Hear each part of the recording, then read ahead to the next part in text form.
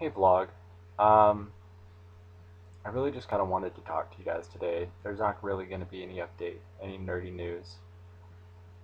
I just, I was watching the Philip DeFranco show today, and he had a story on there. I'm going to link it in the description below, straight to his website, because I think more people need to see this and understand that this is. It's so hard for me not to get emotional over this. I watched the video, and it's of this judge beating his 16-year-old daughter, and watching it just brought back everything that I've been through and everything that has happened to me. And I kind of wanted to share that with you guys. I don't know why. I mean, just get it off my chest. I mean, it's something that not a lot of people know about me,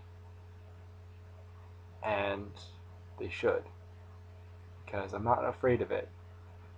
I'm not scared of it.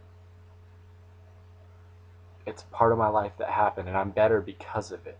Because I've learned that that's never how I'm going to treat my little girl. I was beaten severely by my father since the time that I can basically remember. Um, I don't ever have a happy memory with my dad. Ever. Um, I'd do something wrong and he'd beat me with belts. And I'd have welts all over my body. And I remember, I'm going to share some of the stories with you guys, and I'm probably going to cry. It's terrible, but it's just so. Um, when I was about 6, my dad, my mom told me to go with my dad for dinner, and he was asleep. And he kicked me so hard in the ribs for waking him up that it broke my 4 bottom ribs.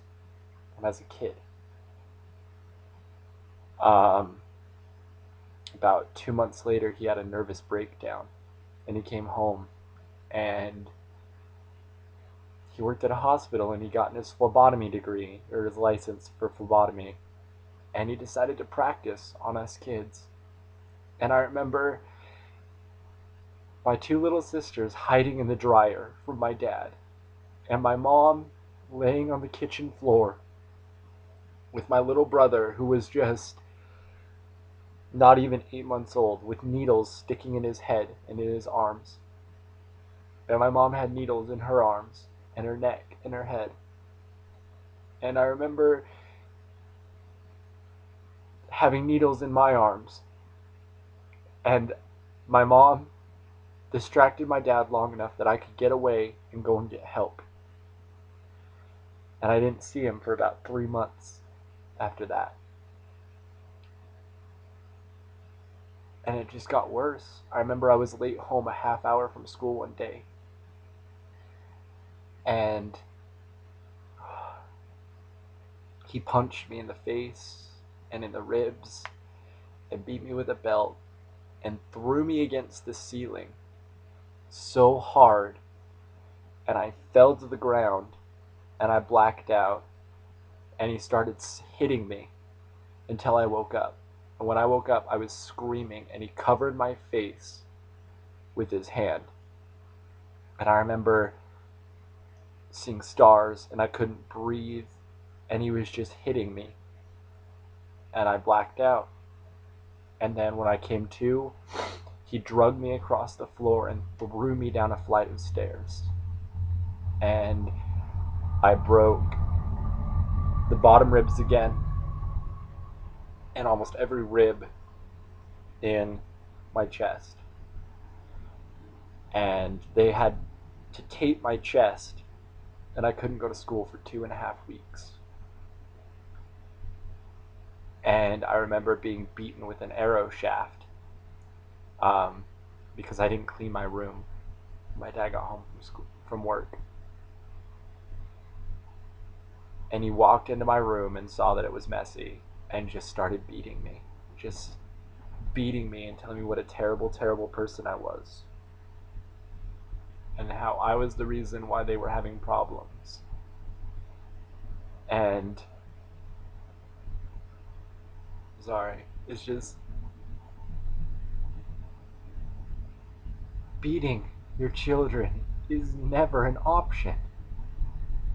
How good of a person are you to beat someone that can never defend themselves? From the time that I can remember till I was about 12 years old, I was beaten, severely beaten, and I couldn't tell anybody. I couldn't do anything. I couldn't go to anyone. My mom couldn't do anything. I remember my dad tried to kill my mom when she said she wanted a divorce. I was sitting downstairs on the couch playing, I think, Mario, and my parents were fighting upstairs, and I was just trying to get away from everything. And my mom came down and told me to get my stuff, and we were going to go to grandma's.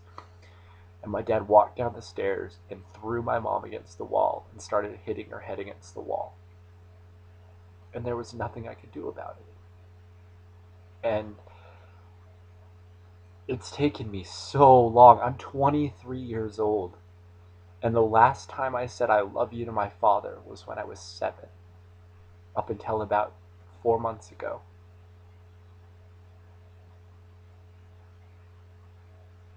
And I don't understand how people can say that that beating your child is okay. Because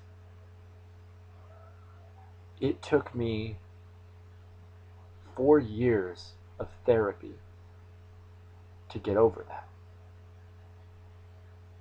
And the only thing that I can take away from it is I have a daughter now, and I will never, ever, ever do that to her. No matter how angry I get, no matter how upset I get, I can never do that to her because I never want her to go through what I went through. No one should have to go through what I went through. I encourage you guys, it's not for the faint of heart. I cried and smoked like 4 cigarettes after I watched this video because of just how absolutely terrible it is. And I've been there, and I've been through that, and I feel so much for this girl who's just being beaten for no apparent reason other than she installed a video game on her computer. How terrible is that?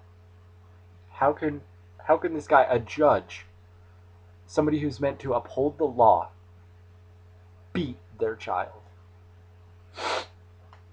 Sorry, I'm like trying so hard not to cry right now. I mean, my sisters and me, and my little brother had to go through this.